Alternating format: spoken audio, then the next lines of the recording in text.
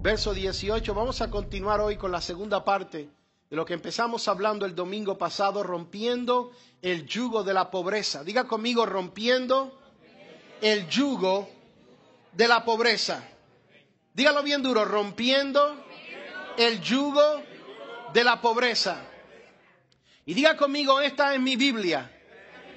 Diga, esta es la palabra de Dios. Diga, yo soy lo que ella dice que yo soy. Diga, yo tengo lo que ella dice que yo tengo. Yo puedo hacer lo que ella dice que yo puedo hacer. Diga, esta es mi Biblia y yo la creo.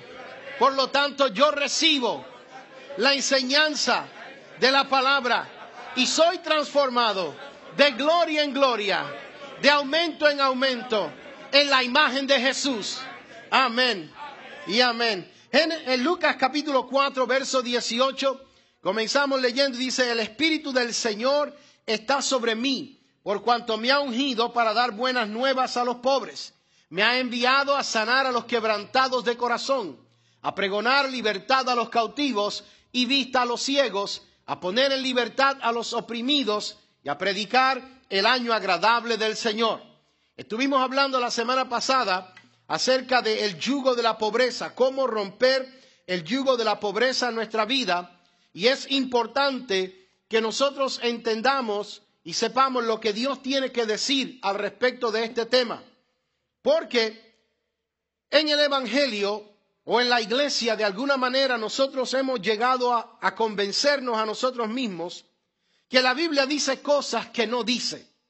Muchas veces leemos la Biblia y la filtramos a través de nuestras experiencias o de nuestros propios conceptos. Y leemos cosas en la Escritura que la Escritura no dice. Y yo quiero que usted observe conmigo ese verso de Lucas 4:18. Fue el primer mensaje que Jesús predicó luego de ser bautizado en el Jordán, luego de los 40 días de ayuno, luego de ser bautizado en el Espíritu Santo. Jesús comienza su ministerio y comienza leyendo esta escritura en una sinagoga y predicando este mensaje diciendo, el Espíritu del Señor está sobre mí por cuanto me ha ungido. ¿Cuántos de ustedes creen que Jesús estaba ungido? Amén. Jesús dijo, el Espíritu del Señor me ha ungido, e inmediatamente comenzó a decir o a categorizar las cosas que la unción del Espíritu iba a hacer a través de él. Y dijo, el Espíritu del Señor está sobre mí por cuanto me ha ungido, número 1, para dar buenas nuevas a los pobres. Segundo, me ha enviado a sanar a los quebrantados de corazón. Tercero, pregonar libertad a los cautivos.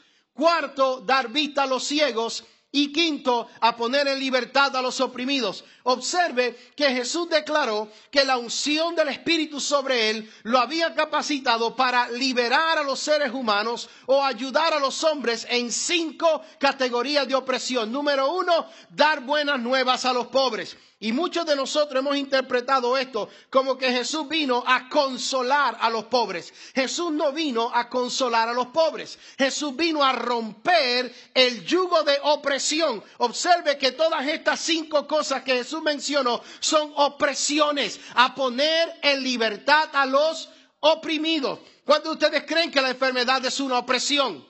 La ceguera es una opresión.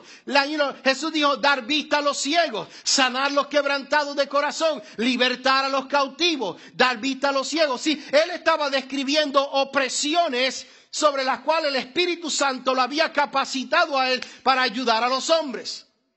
Jesús no vino a consolar a los seres humanos, Jesús vino a hacerlos libres. De alguna manera la iglesia nos ha vendido a nosotros una dopamina que lo que hace es que nos dice que la iglesia es el lugar donde la gente es consolada. La iglesia es el lugar donde la gente es, en inglés hay una expresión que se llama nursed. Como cuando las enfermeras están atendiendo a alguien en el hospital. La iglesia no es solamente un lugar donde la gente es consolada. La iglesia es un lugar donde la gente es hecha libre por la unción del Espíritu Santo. Y todos nosotros nos gusta cuando vemos milagros ocurrir en la iglesia y vemos los ojos de los ciegos ser abiertos y oímos de gente sorda que fue sanada y vemos los paralíticos levantados. Todo eso es bueno, pero la unción también vino para romper la opresión de la pobreza sobre la vida de la gente. Porque Jesús dijo, yo he venido a predicar el año agradable, el año de la buena voluntad del Señor, el año de las buenas noticias. Ahora voy a decirle algo y yo quiero que usted me atienda porque le voy a romper algún fusible que a lo mejor usted tiene religioso mal puesto. Jesús no vino, Jesús no vino a predicar justicia social a los pobres. Entienda que la unción del Espíritu no estaba sobre Jesús para Jesús predicar justicia social. La unción eso es marxismo. Comunismo, justicia social es marxismo. Jesús no vino predicando comunismo ni marxismo. Jesús no vino predicando socialismo. Jesús no predicó democracia. Jesús no predicó socialismo. Jesús no predicó comunismo. Jesús predicó acerca de una monarquía, un reino. Y para nosotros es difícil entender el concepto del reino porque venimos de países democráticos o de democracias sociales o venimos de países socialistas y no entendemos el concepto del reino, el concepto de la monarquía. Jesús no dijo yo he venido a implantar un socialismo, yo no he venido a traer justicia social, yo no estoy predicando marxismo ni democracia, yo estoy hablando de una monarquía. Esta es una monarquía, el reino de Dios es una monarquía donde hay solamente un rey y el resto de nosotros por amor nos doblegamos a ese rey y ese rey en cambio cuida de nosotros, nos bendice, nos ama porque esto es un reino. Diga conmigo, el reino de Dios es una monarquía.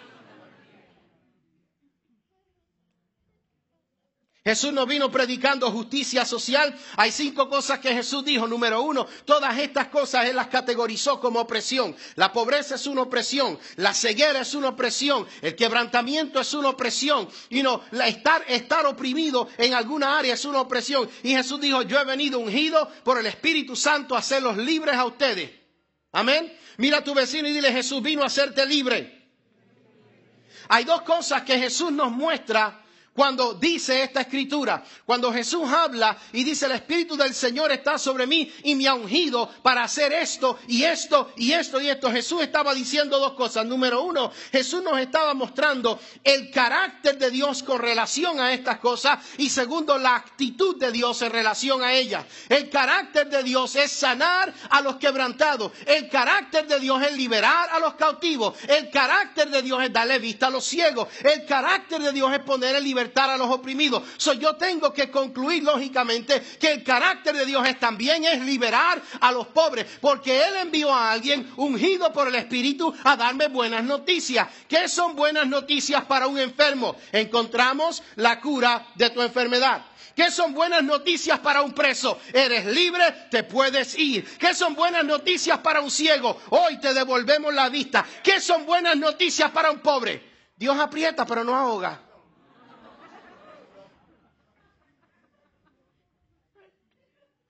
No hay mal que por bien no venga, esa es la filosofía a través de la cual nosotros hemos vivido. Usted es pobre, pero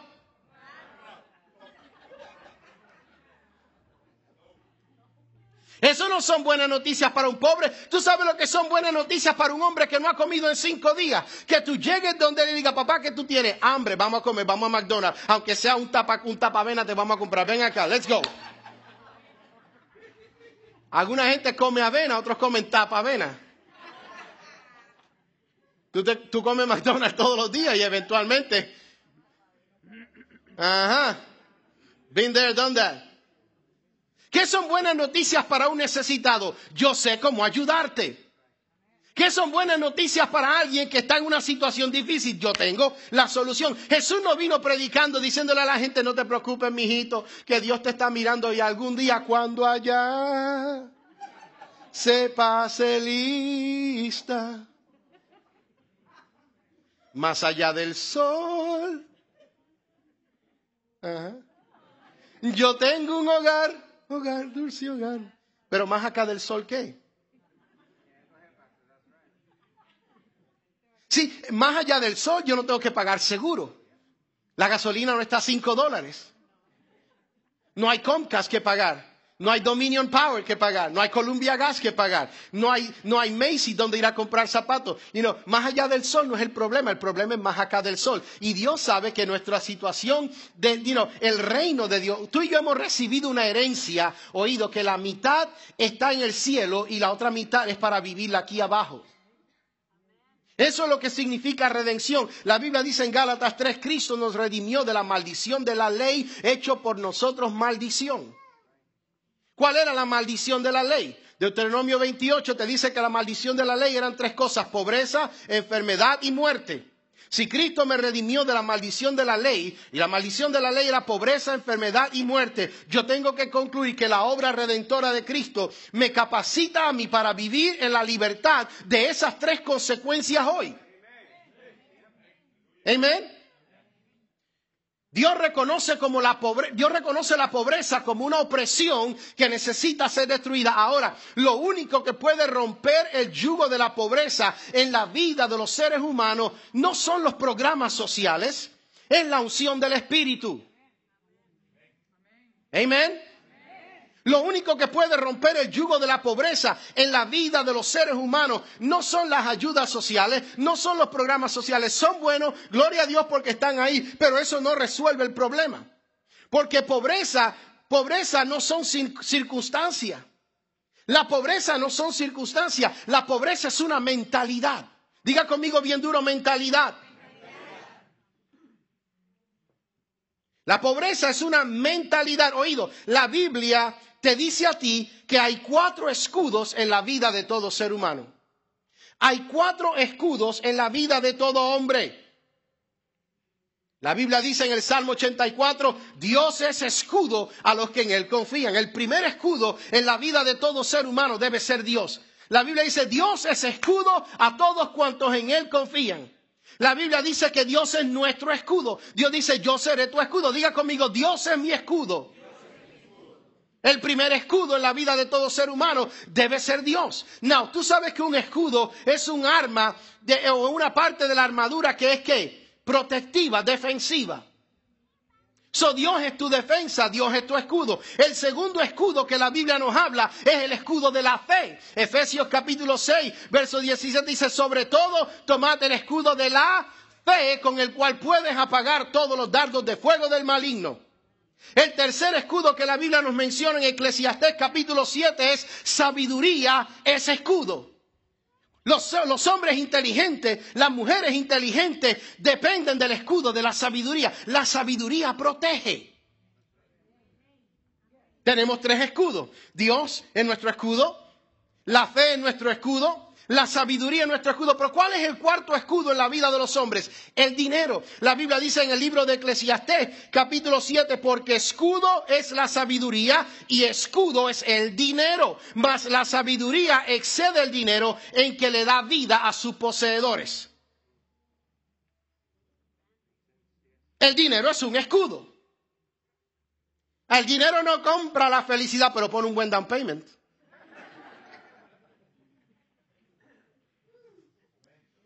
La gente dice, el dinero no compra la felicidad, pero ayuda mucho.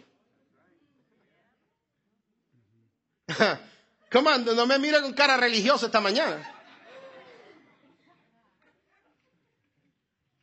Porque nosotros hablamos mucho de dinero y siempre en términos negativos, pero ¿cuánto nos gusta?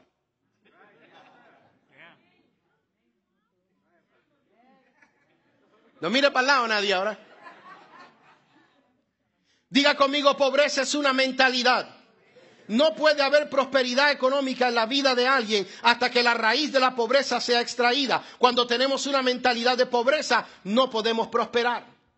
¿Por qué razón un millonario puede perderlo todo y al cabo de un poco de tiempo vuelve y recupera otra vez y se hace doblemente millonario? Porque ellos entienden lo que es pobreza y lo que es prosperidad. Y saben que los bienes materiales son simplemente expresiones del interior del hombre. Proverbios 23:7. ¿Cuál es tu pensamiento en tu corazón? El tal eres tú. Si tú eres pobre en el exterior, es porque en el interior eres pobre. Has aceptado pobreza, te ves pobre, piensas pobre, actúas pobre, tomas decisiones decisiones. Tú sabes que se ha comprobado que la gente rica y la gente pobre piensan diferente y hacen las cosas diferentes. Amén. Proverbios capítulo 13, verso 23 dice, en la casa de los pobres hay mucha abundancia, pero se pierde porque no son inteligentes. Gente se queja de su condición de pobreza, pero la Biblia dice, aún en la casa del pobre hay abundancia, pero se pierde porque no la saben administrar. Tercera de Juan, versículo 2 nos demuestra a nosotros la actitud de Dios hacia nosotros. Amado, yo deseo que tú seas prosperado en todas las cosas. Y hay gente, me acuerdo de una ocasión, una persona que vino aquí y quería contender conmigo. No conocimos y quería contender conmigo y decía, no, porque yo no estoy de acuerdo con que se predique prosperidad en la iglesia, porque a mí no me interesa la prosperidad, pero tenía 3 negocios y 2 trabajos. Entonces yo le dije, ¿cuál es la razón de tú tener 3 negocios y 2 trabajos? Bueno, porque de algo tienes que vivir uno, no, pero a ti no te interesa la prosperidad. Métete en una cueva, vete a la 14, baja un puente. Vete allí. No, de alguna manera el diablo ha convencido a la gente que pobreza es una virtud. Déjame decirte algo. La pobreza se convirtió en una convicción de mucha gente. Luego se convirtió en un credo. Después se convirtió en una virtud. Después se convirtió en una doctrina. Y como último se convirtió en una filosofía de vida. La pobreza es una mentalidad que una vez se ancla en la vida de un hombre, solamente puede ser rota a través de la unción del Espíritu. Y la unción del Espíritu no es solamente para hacer milagros. La Biblia dice en Deuteronomio 8:18 que Dios nos ha dado a nosotros el poder para hacer las riquezas, a fin de confirmar su pacto. El pacto de Dios es confirmado en nuestra vida en la medida en que tú y yo, oído, aprendemos a utilizar el poder de hacer riqueza para bendecir el reino y bendecir a otros. La pobreza es un espíritu y Jesús trató con ella mediante la unción, oído, porque solamente un individuo ungido con el Espíritu puede pararse y hablar de este tema sin ser apedreado por la gente. Su entusiasmo me electrifica esta mañana. La pobreza roba la dignidad a los seres humanos. La pobreza no es una virtud. La Biblia dice claramente en el libro de Eclesiastés 9, el pobre grita y no hay quien lo escuche. Pastor, así estoy yo. Never mind. He dado gritos hasta señales de humo enviados. La Biblia dice, el pobre grita y no hay quien lo oiga. La Biblia dice, aunque el pobre tenga sabiduría, nadie le presta atención. ¿Por qué? Porque tú no vas a buscar consejos financieros donde uno que está en bancarrota. ¿Cuántos de ustedes le entregarían sus fortunas personales a un administrador que ha estado preso por malversación de fondos? ¿Cuántos de ustedes irían a buscar planes de construcción a alguien que no ha hecho nunca un trabajo de construcción en su vida? Tú no vas a buscar una receta de cocina donde un mecánico, porque la sabiduría de cada individuo lo estaciona en la vida. Sabiduría en tu vida limita tu radio de influencia. Tu sabiduría te posiciona a ti en las áreas donde tú vas a ser utilizado. Si tu talento es cocinar y tus conocimientos son de cocina, ¿qué tú vas a traer hacia ti? Gente que tienen esa misma inclinación. Si tú eres un mecánico, ¿qué tú vas a traer hacia ti? Gente que tiene esa misma inclinación. Sabiduría limita tu radio de influencia. Tú no buscas consejos económicos de alguien que nunca lo ha logrado. Tú no vas a buscar consejos matrimoniales donde alguien que se ha divorciado 6 veces y se ha casado 5 y el que tiene está en veremos.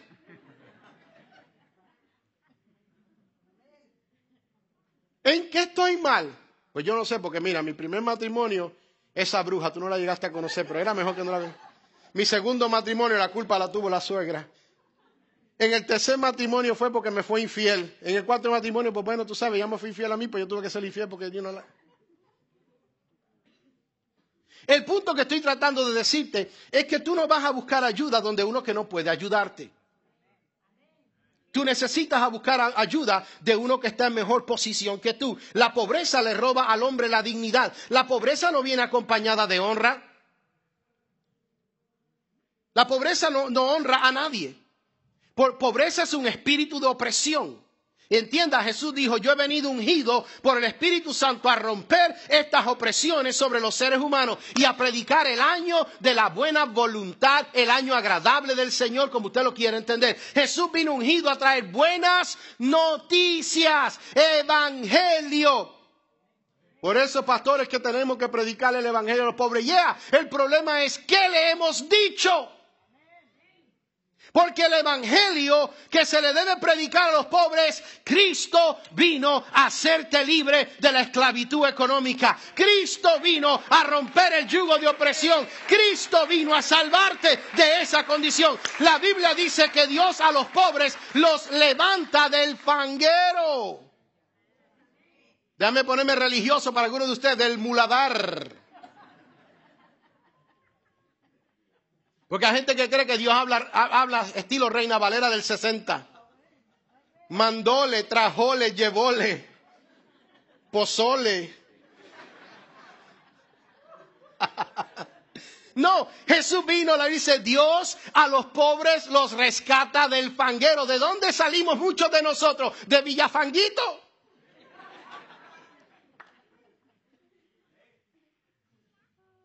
Come on, no mire para el lado.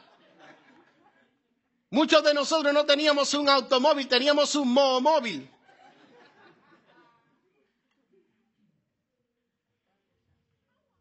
Diga, Cristo vino a hacerme libre de la mentalidad de pobreza. Oído, la pobreza es una mentalidad. Y segundo, la pobreza es un espíritu.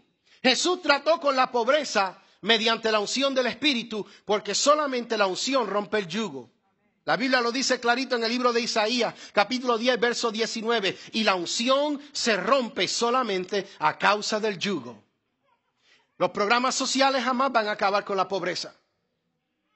No importa cuántos programas. Y la gente dice, bueno, pobreza existe porque los ricos oprimen a los pobres. Listen, pobreza no existe porque haya injusticia social. Pobreza no existe porque haya menosprecio a los pobres. Pobreza no existe porque los ricos opriman a los pobres. Todo eso es mentira. Son factores que tienen que ver con manifestar lo que ya hay, pero esa no es la raíz de la pobreza. La raíz de la pobreza es espiritual. Pobreza entró en operación en el huerto del Edén cuando el hombre desobedeció y muerte entró en la tierra. Muerte trajo con ella como consecuencia pobreza y enfermedad.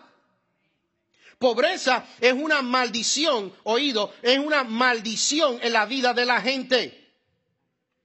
Pobreza entra a una nación cuando el evangelio es rechazado. La Biblia dice en Eclesiastés, en el Salmo 33 y verso 12, bienaventurada la nación cuyo Dios es Jehová. ¿Por qué América ha prosperado tanto estos 175 años? Porque América le abrió las puertas al evangelio y América era el lugar donde las iglesias florecían y América pagaba la mitad del gobierno, todo el dinero, oído, todo el dinero que los misioneros utilizaban para ir a otros lugares a predicar el evangelio salía de los bolsillos de los norteamericanos. América ha sido bendecida no porque tengamos buen gobierno, gloria a Dios por eso, no porque tengamos los mejores programas sociales, gloria a Dios por eso. América ha sido una nación bendecida porque se abrió a la unción del Espíritu y se dejó utilizar y le abrió las puertas al evangelio y en consecuencia la Biblia dice bienaventurada, bendecida, digna de envidiar es la nación cuyo Dios es Jehová. Y si usted no me cree, observe cómo están las naciones donde el evangelio es rechazado, donde el evangelio es perseguido, donde los cristianos son atacados.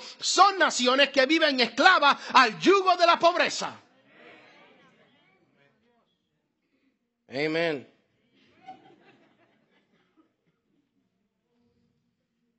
Los lugares donde el evangelio ha sido rechazado son los lugares más pobres que hay. Tú buscas a Asia, donde el evangelio es perseguido, donde los cristianos son encarcelados. Búscate los países árabes. Los países musulmanes son países sumamente pobres, aún con todo el petróleo que tienen. ¿Por qué? Porque rechazan el Evangelio, rechazan al Señor. ¿Qué ha mantenido a Centro y Suramérica atada a la esclavitud de la pobreza? La mentalidad del pueblo, el rechazo al Evangelio. No, pero mi país es bien religioso, y eso es todo lo que tiene, religión, pero no se han abierto al Evangelio. El día que nosotros entendamos que el Evangelio, las buenas noticias vienen a hacer libre a los hombres, gobiernos abrirán la puerta al Evangelio. ¿Tú sabes qué ha sucedido en Rusia? En Rusia ha sucedido, no en la Unión Soviética, Rusia, algo bien interesante. Mientras que aquí sacamos a Dios de las escuelas, en Rusia le abrieron la puerta a enseñar la Biblia. Mientras aquí quitamos la oración en las escuelas, en Rusia le abrieron la puerta a orar en las escuelas. Mientras que aquí hemos perseguido últimamente el Evangelio, y usted no tiene idea cómo estamos siendo perseguidos los cristianos hoy en día, en este tiempo, en los Estados Unidos de América. Tú puedes mencionar a Buda, tú puedes mencionar a Mohammed, tú puedes mencionar a Alá, pero no se te ocurra mencionar el nombre de Jesús, porque inmediatamente alguien se ofende y hay que llevarte a un magistrado a que determine si estabas políticamente correcto en utilizar el nombre de Jesús en un lugar público. ¿Era tierra del gobierno o era tierra privada? ¿Dónde estabas parado? Gente dice, la situación se ha puesto mala. ¿Sabe por qué? Porque estamos rechazando lo único que vino a hacernos libres, las buenas noticias del Evangelio. ¿Cómo? Si va a aplaudir, aplauda.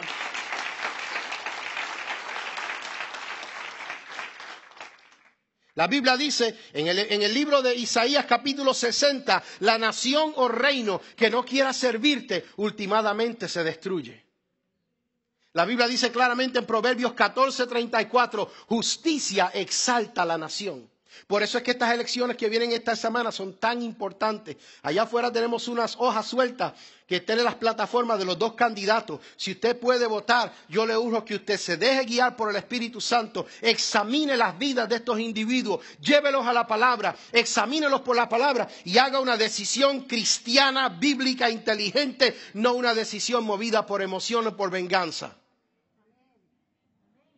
Proverbios capítulo 14, verso 34 dice, la justicia exalta a la nación. La pobreza es un espíritu. Oído, la pobreza se convirtió en una filosofía para mucha gente.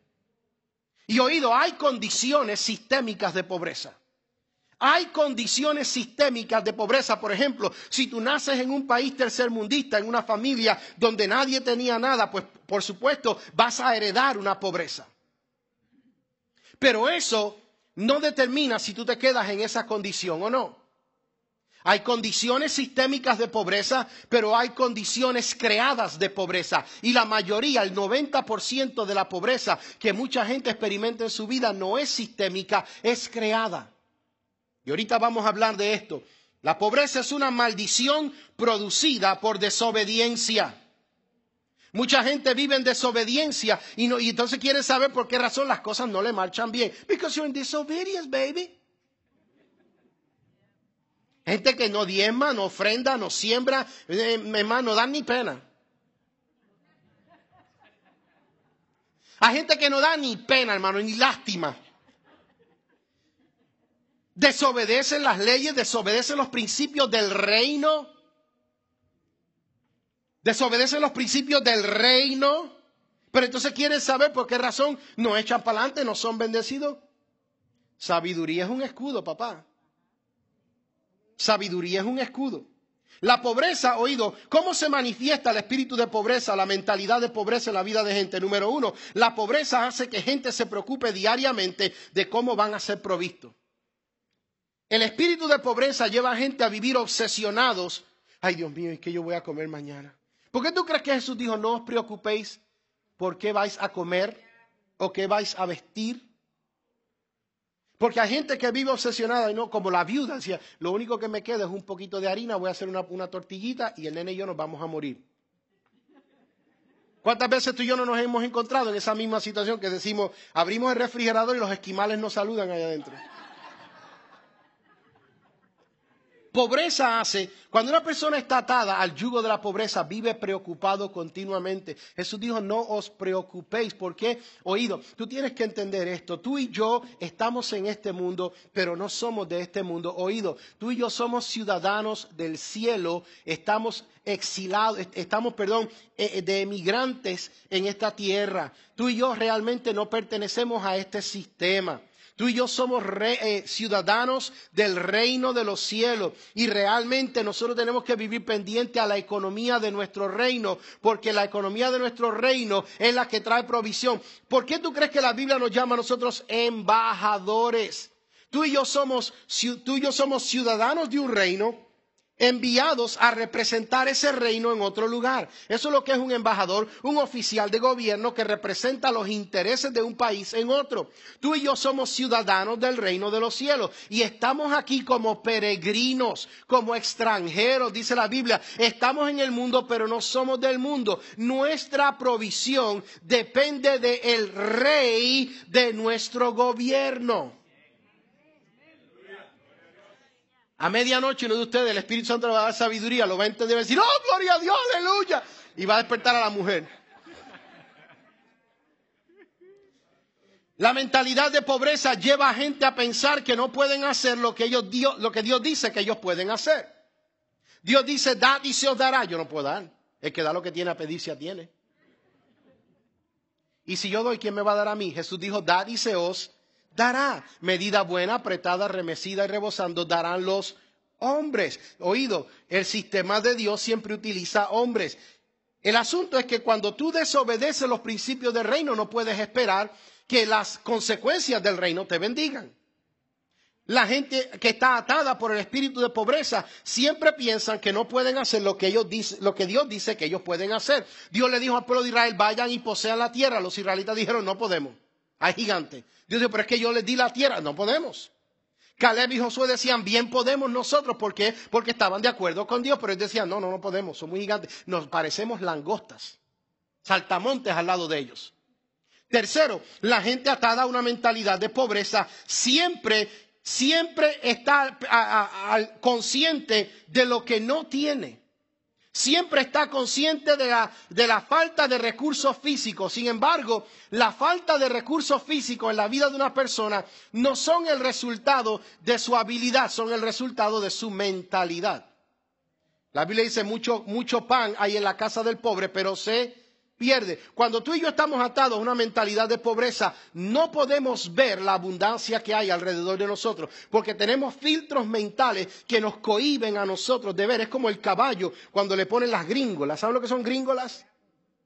Al caballo que está en el establo, en la posición para correr, le ponen unas cosas aquí al lado para que no pueda ver lo que hay aquí y no pueda ver lo que hay aquí. Mucha gente vive su vida de esta manera. El diablo le ha puesto una gringola y lo único que ven es sus circunstancias. Y la Biblia dice, las cosas que se ven son temporales. Al lado de nosotros hay abundancia. La Biblia dice que Dios no creó nada en escasez. El huerto del Edén fue una copia del reino de los cielos. La Biblia te dice que en el huerto del Edén había oro. Dios preparó todo lo que el hombre iba a necesitar antes de crear al hombre y colocarlo en el huerto del Edén. Dios puso los árboles, Dios puso los animales, Dios hizo oro, Dios puso río, Dios puso todo. En otras palabras, Dios se aseguró que todo lo que ese individuo iba a necesitar ya había sido provisto. La Biblia dice en el libro de Segunda de Pedro, todas las cosas que pertenecen a la vida, oído, a la vida. Diga conmigo, a la vida. ¿Qué es la vida? Pellízquese. Si le duele, usted está vivo. Todo lo que pertenece a su vida ya le ha sido provisto mediante el conocimiento. ¿Qué estamos hablando? Sabiduría es un escudo. Cuando tú entiendes la provisión que Dios ha hecho para ti en Cristo, se remueven los filtros. Y eso es el resultado de la unción rompiendo el yugo. Oído, la gente atada a un espíritu de pobreza no ven la abundancia que existe alrededor de ellos porque están enfocados solamente en lo que ellos no tienen. Yo le dije a ustedes que las 3 mentiras que nos caracterizan a nosotros como pueblo latino, ¿cuáles son? No sé, no tengo y no puedo. Los latinos vivimos por el credo de no sé, no tengo y no puedo. Hermano, tú le preguntas algo a cualquier latino, ay, yo no sé, aunque sepa.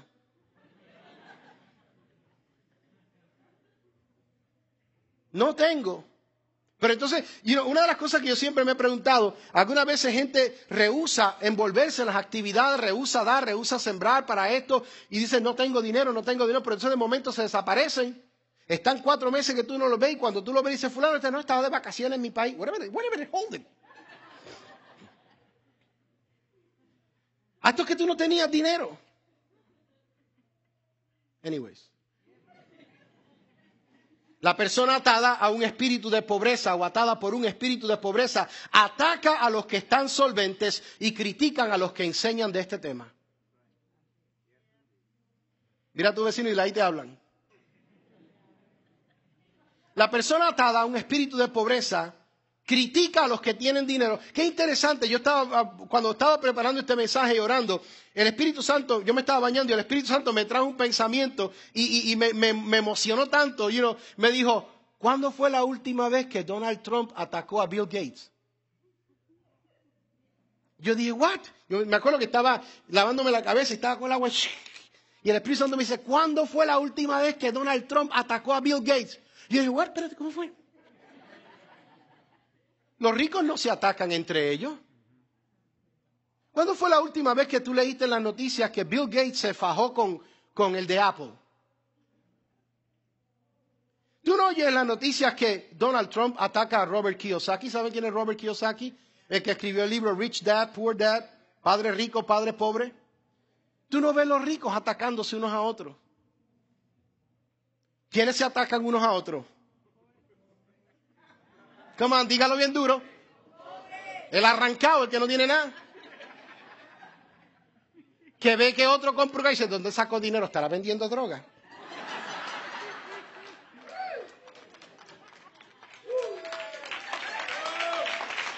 Ajá.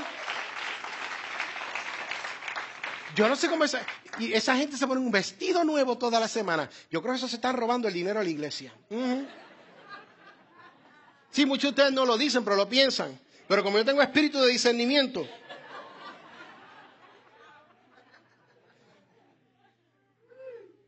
Los únicos que se atacan son los pobres. Los ricos no se atacan unos a otros. Los ricos se respetan unos a otros. Otra cosa que la mentalidad de pobreza hace es que nos lleva a juzgar. Y hay gente que vive con esta premisa en mente. Todo el que es rico es porque engaña, roba o le quita a los pobres. ¿De quién se hace rico quitándole a los pobres? Ese es el pensamiento más absurdo que hay. Sin embargo, nos los han vendido y nosotros nos los hemos tragado con anzuelo, pescador, bota de pescar y todo. Ese se hizo rico robándole a los pobres. ¿Quién se hace rico robándole a los pobres? Si el pobre no tiene nada.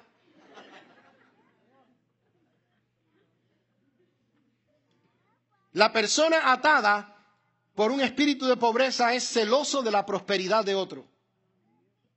¿Tú no has visto en la iglesia cuando alguien es bendecido, el otro hermano se va a ir? Señor, ¿y por qué tú le diste al hermano? Yo que he sido tan fiel, yo que siempre he orado, yo que siempre he ayunado, yo que siempre he dicho, y cuando siempre me han necesitado, le dice, ¿y por qué?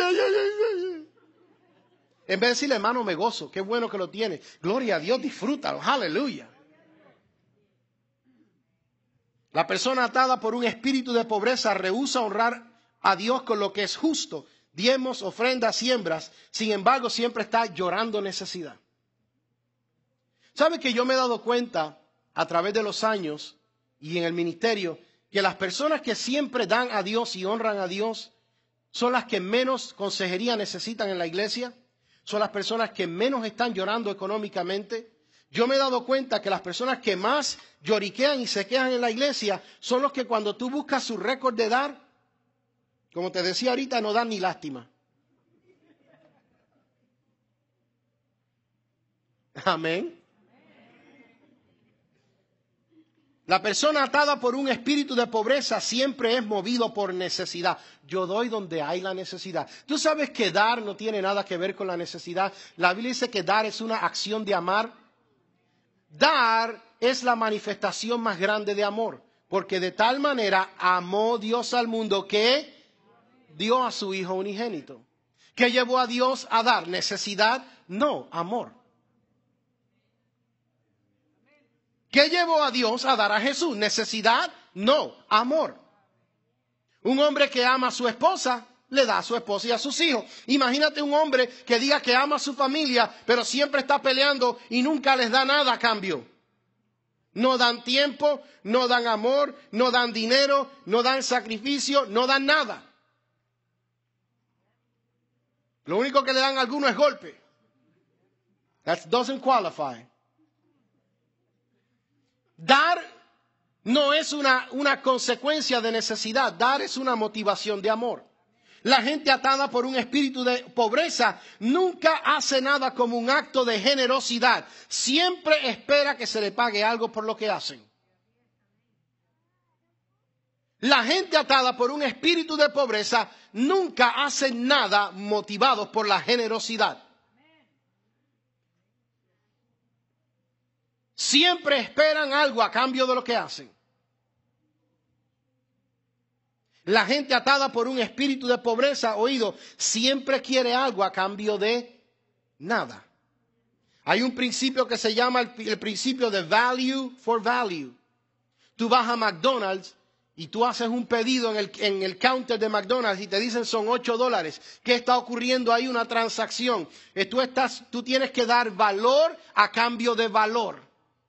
La hamburguesa que tú estás comprando tiene un valor. Para tú obtenerla tienes que ceder algo de valor, que es tu dinero. Sin embargo, en la mente de la persona atada por pobreza, el entendimiento del valor por valor no existe. Por eso tenemos tanta gente hoy pidiendo más programas sociales. Hace poco entrevistaban a gente en televisión que decía, ¿yo para qué quiero ir a trabajar si tengo este programa social que me da tanto y recibo tanto de esto y recibo tanto de lo otro y recibo tanto de aquello y mi baby mama, she got this and she got that?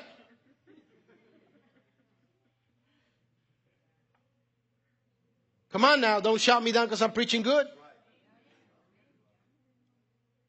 Sin embargo, Jesús dijo, yo he venido ungido por el Espíritu Santo a romper este yugo de pobreza en la vida de la gente. ¿Cómo entra la pobreza a la vida de muchas personas?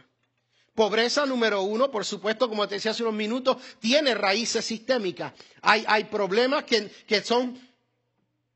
Hay gente que tiene pobreza en su vida porque nacieron en una familia esclavizada a una pobreza, heredaron una pobreza, sufrieron una catástrofe. Cuando tú sufres una catástrofe de grandes ligas, yo te estoy hablando que se te cayó un ladrillo en el dedo y tuviste que ir al médico. ¡Ay, el bill, $500! Cuando hay uno que tuvo que ir al médico porque le dio un bioco de algo y tiene un bill de $25,000 arriba de la mesa de noche.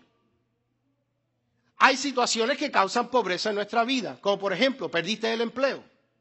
Tú perdiste el empleo, eso es una condición sistémica que si tú no la sabes manejar puede traer pobreza a tu vida. Ahora, todas esas cosas son manifestaciones de una mentalidad o de un espíritu. Pero también hay pobreza que es producida por elección y conducta, como por ejemplo, deshonra. La deshonra produce pobreza. Cuando yo deshonro mi trabajo, lo pierdo. Existe una ley llamada la ley del respeto. Todo aquello que yo no respeto, últimamente yo pierdo. Si yo no respeto mi matrimonio, lo pierdo. Si no respeto a mi mujer, la pierdo. Si no respeto a mis hijos, lo pierdo. Si no respeto a mi iglesia, lo pierdo. Si no respeto mi trabajo, lo pierdo. Si no respeto a mi jefe, me botan. Y mucha gente vive en pobreza y experimenta pobreza porque viven vidas de deshonra. Son empleados para trabajar 8 horas y dan 25 viajes al baño de 10 minutos cada uno y después cogen 2 breaks de 15 minutos y 45 minutos de almuerzo. Cuando tú terminas restando todo eso, está trabajando 5.45 horas y quiere que se te pague como uno que trabajó 8 horas. Pero no usted, eso no pasa aquí. ¿Por qué entra la pobreza a la vida de mucha gente? Cristianos, vamos a hablar de cristianos. Número 1, porque deshonran a Dios. Proverbios capítulo 3 y verso 9, la Biblia dice, honra a Jehová con tus bienes. ¿No dice con tu alabanza? ¿No dice con tus ayunos? ¿No dice con dar tratado? ¿No dice con tus oraciones? Dice, honra a Jehová con todos tus bienes. Y qué triste que hasta el día de hoy hay cristianos que rehúsan diezmarle a Dios lo que es de Dios. Sin embargo, César viene y le quita todo lo que es de él y más. Y no tienen problema. ¿Tú sabías que cuando tú cobras tu salario ya César ha cobrado el de él? Antes de que tu cheque llegue a tu mano, ya César agarró su parte. Sin embargo, los hijos de Dios que venimos los domingos y decimos, Padre, cuánto yo te amo. Dios dice, where is my tithe? ¿Dónde está mi diezmo? Yo no creo en eso del diezmo, Señor. Yo no diezmo y ofrendo porque es una ley. Yo diezmo y ofrendo porque es un acto de adoración a Dios. Sí, en el Antiguo Testamento el diezmo era una ley. Pero en el Nuevo Testamento el diezmo es una acción de adoración. Dios dijo, hónrame y yo te honraré. Dios dice, yo honro a los que me honran. ¿Por qué razón hay tanta gente experimentando dificultad financiera? Número uno, porque deshonran a Dios. El no traerle a Dios su diezmo y su ofrenda. Y qué interesante que Dios tuvo que decir, por ejemplo, tú lees en Malaquí en el Antiguo Testamento, y Dios tuvo que decir, trae todos los diezmos, porque había gente que le robaba la mitad del diezmo, y eso es demasiado. Tenían que traer un barril, decían, un barril. Y si me pasa algo después, Señor, yo te voy a dar medio barril. Quería negociar con Dios. La Biblia dice, yo honro a los que me honran. Dios dice, hónrame con tus bienes. ¿Y cuál es el resultado de honrar a Dios con nuestros bienes? La Biblia dice, tus graneros serán llenos con abundancia. ¿Tú quieres romper el yugo de la pobreza bajo la unción del Espíritu? Empieza honrando a Dios. Si tú no puedes seguir una instrucción tan sencilla, Señor, úsame. Yo quiero que tú me uses. Dios dice, diezma. No, Señor, no. Hay otros que son dadores emocionales. En un servicio bien tremendo, el Espíritu Santo se derrama y salen corriendo y ponen 10 pesos en el altar. Y ya cumplieron. I don't think so. Proverbios capítulo 13 y verso 18. La Biblia dice, vergüenza y pobreza tiene el que rechaza la instrucción. Vergüenza y pobreza tiene el que rechaza la instrucción. Gente no se da cuenta cómo su generosidad y su obediencia tienen mucho que ver con romper el yugo de la pobreza sobre su vida. Están callados, ¿no? Pastores, que usted sabe, usted entiende. El Señor conoce mi corazón. Ese es el problema, que Dios conoce el corazón. A mí me puedes engañar, pero tú lo has declarado, el Señor conoce tu corazón. Diga conmigo, deshonra produce pobreza. Cuando tú vives una vida, cuando tú te determinas a ser deshonrado o a vivir deshonradamente hacia Dios, el resultado va a ser pobreza. Y tú puedes ir a que te escupan, a que te unjan, a que te tumben, a que te rompan la maldición, a que te hagan esto, a que te den lo otro. Pero si tú eres un individuo que deshonra a Dios, tú no puedes prosperar en la vida. La segunda causa de pobreza en la vida de mucha gente es mala administración de sus recursos. ¿Qué dice la Biblia? En la casa del pobre, aún en la casa del pobre hay abundancia, pero se pierde. Mala administración, Proverbios 22:7, Proverbios 24:33, Proverbios 21:5, Proverbios 24:32. Malas decisiones personales, oído, malas decisiones personales, malas decisiones financieras, estilos de vida contrario a la palabra de Dios causan pobreza. Yo no puedo vivir la vida loca y después esperar que la bendición llueva sobre mí. Yo no puedo irme a vivir como el mundo, a actuar como el mundo. Sí, el problema es que nosotros hemos pensado que el evangelio es una cosa de domingo. Yo soy cristiano los domingos y después el resto de la semana I go to the real world. This is the real world. El evangelio, la vida cristiana, es everyday living. Nosotros vivimos de esta manera todos los días. Yo canto en el gozo, yo canto en la prueba, yo canto en el dolor, aunque Satán no quiera. That's the way we live. Nosotros vivimos para la Biblia, nosotros vivimos para Dios, nosotros vivimos para el evangelio. Yo no vivo para el domingo venir a la iglesia y cantar, te amo a ti, y el domingo estar bailando la Macarena somewhere. Yo no puedo esperar que la bendición de Dios abunde sobre mi vida. Cuando vengo el domingo, alguien dice, ay, Señor, perdóname. Vienen a arrepentirse de todo lo que hicieron durante la semana. Eso es religión. Gente no se da cuenta cómo sus estilos de vida contrario a la palabra abren la puerta al ladrón. Jesús dijo, el ladrón no viene sino es a hurtar, matar y destruir. Mas yo he venido para que tengan vida y vida en abundancia. Listen, tú y yo vamos a tener que de una vez y por todas establecer nuestro corazón en que esta es la manera en que nosotros hemos sido llamados a vivir. Porque somos pueblo de Dios, porque somos hijos de Dios, porque nos llamamos hijos de Dios. Vamos a tener que aprender a vivir como hijos de Dios. Vamos a tener que aprender a vivir como pueblo de Dios de lunes a domingo 24/7, ya sea que lo sintamos o no.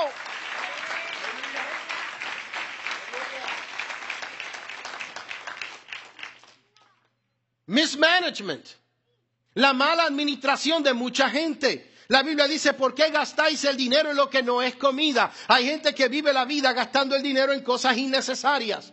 Nunca tienen para ayudar al necesitado. Nunca tienen para bendecir la iglesia. Nunca tienen para diezmar. Nunca tienen para ofrendar. Pero viven la vida mal administrando todos los recursos que les llegan a las manos. Because we have to live in a constant party. Diga conmigo, mala administración. Y aquí lo vamos a recoger en nuestra próxima enseñanza, porque mala administración no tiene solamente que ver con cómo tú administras tus recursos, tiene que ver con cómo tú te administras a ti mismo. Jesús dijo, donde estuviere tu tesoro, ahí estará también tu corazón. El estilo de vida que tú vives, oído, el estilo de vida que tú vives simple y sencillamente refleja el tesoro de tu corazón. El estilo de vida que tú vives, tu forma de comportarte, tu forma de administrarte a ti mismo, es un reflejo de lo que existe en tu interior.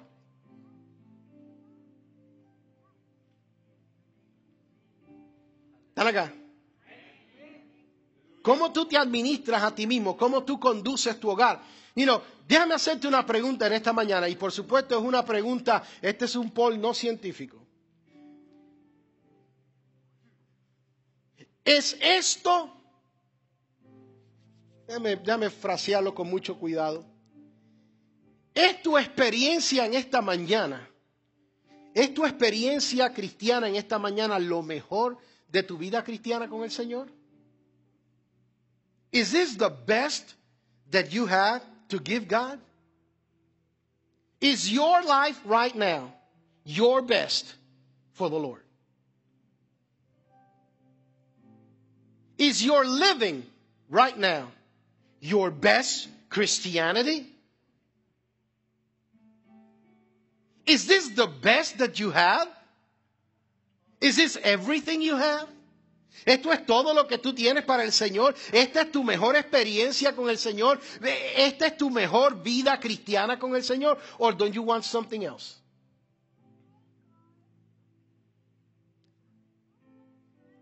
¿Es tu caminar en este momento con el Señor lo mejor de tu vida cristiana? ¿Te acuerdas cuando todo en tu vida giraba alrededor del Señor? ¿Tú te acuerdas unos años atrás cuando todo en tu vida giraba acerca de la casa de Dios? Acerca del servicio al Señor, acerca de vivir para el Señor. ¿Te recuerdas cuando hace unos 4 o 5 años atrás cada otra palabra que salía de tu boca era Jesus? ¿Qué sucedió? Come on now. Pastor, pero yo creo que usted está hablando de pobreza. Yes, I am. Te estoy diciendo la razón por la cual mucha gente está pobre y arrancado. Qué triste que hoy no tenemos tiempo para la casa del Señor. Hoy no tenemos tiempo para el Señor. Hoy no tenemos tiempo para el servicio en la casa de Dios. Hoy no tenemos tiempo para amar. Hoy no tenemos tiempo, Señor, ayúdame. Señor, dame. Vivimos en el mes, en el evangelio del mes. Ayúdame, sáname, tócame, libérame. Is that all we have? ¿Eso es todo lo que nosotros tenemos? Don't we have a relationship with the Lord? Ya no tenemos una relación con el Señor. Por eso es que estamos mal administrando nuestra vida. ¿Y cuál es el resultado? Esclavitud. ¿Cuál es el resultado? Yugo. Pero yo quiero decirte en esta mañana que el Espíritu del Señor está sobre mí y me ha ungido para darte buenas noticias. Para decirte que Él quiere hacerte libre del yugo de la pobreza. Para decirte que Él vino a traerte buenas noticias. Y sus buenas noticias son: yo he venido a romper ese yugo sobre tu vida. Oído, porque tú no puedes ayudar a otro mientras tú estés atado. Tú no puedes ser de bendición. La Biblia dice, te bendeciré y serás bendición. Pero tú no puedes bendecir cuando tú no tienes nada con qué bendecir. Dios no puede exigir de ti aquello que tú no tienes la capacidad de hacer. Pero Él diseñó todo un sistema para ayudarte a ti, para liberarte a ti, para bendecirte a ti, cosa de que a cambio tú puedas ir y llevar las buenas noticias a otros. Y no solamente de palabra, sino con acción también. Porque Jesús no vino predicando un evangelio de palabras solamente. Jesús no dijo, yo he venido a sanar a los enfermos y nadie se sanó. Él empezaba a poner manos, Él empezaba a tocar los enfermos, Él empezaba a levantar los paralíticos. ¿Por qué? Porque el evangelio tiene que ser actuado. El evangelio tiene que ser demostrado.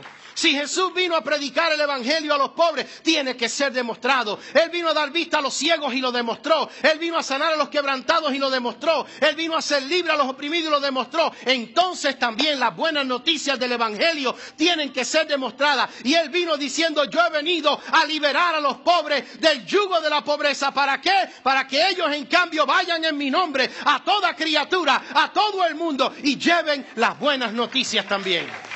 Puestos de pie, aleluya. Glory, come on, levante sus manos.